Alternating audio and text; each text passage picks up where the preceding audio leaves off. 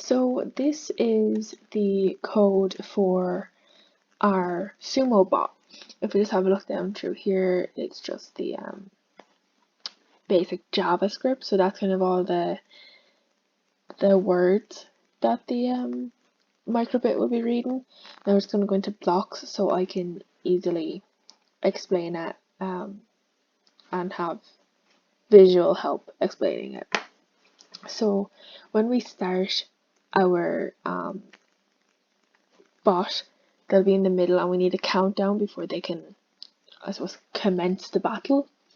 So we have chosen for our bot to play a tune as his countdown. So it starts off like at a higher note and works its way down to a lower note, and then we have a pause for a second and then just have it go forward in hopes of meeting the other bot.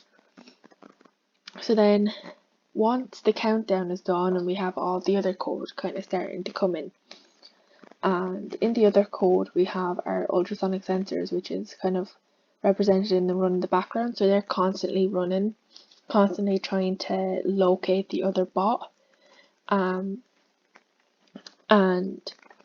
that'll always be going in the background so we can have it going forward if the sensor notices it's between a certain distance. So for here we have it that if it's under 20 centimeters and over 5 centimeters, then that's kind of in our range, because the ultrasonic sensor will put out a frequency, and it could hit a wall, could hit the wall, or it could hit a pole, or a person spectating, and get the frequency back from that and assume that that is the bot.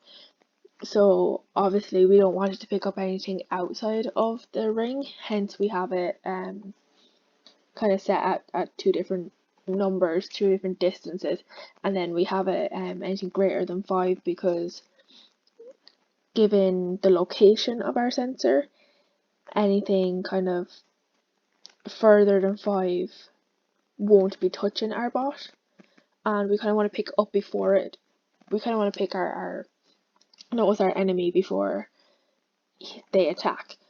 So we just have it there where they go, forward or reverse, given whichever ultrasonic sensor picks up the enemy. And then we kind of have down here, we have all of our defensive mechanisms down here, and our defense strategy. So each pin here, which is represented in the pink, is a limit switch, which are on the four sides of our square chassis, and they are digital pins, so we have more than enough of them on our microbit. And so once one of them is pressed, it's either on or off, and if it is on, the bot will be told to turn that direction. So the first pin at the top here is at the front of our bot, so if that gets hit by our opponent, then our bot will progress forward, and with the hopes of knocking it out of the ring.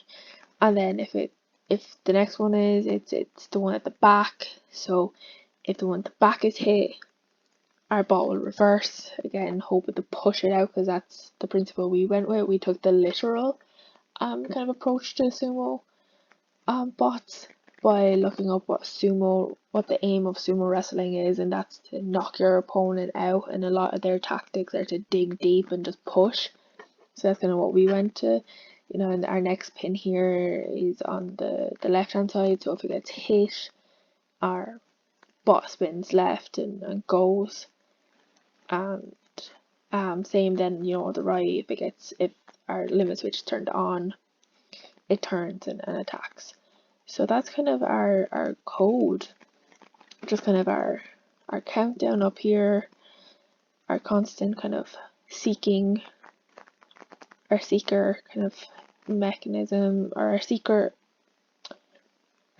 our seeker code, where we lurk and try find our enemy, and then our defense, and it's really defense more than our attack, but we're hoping that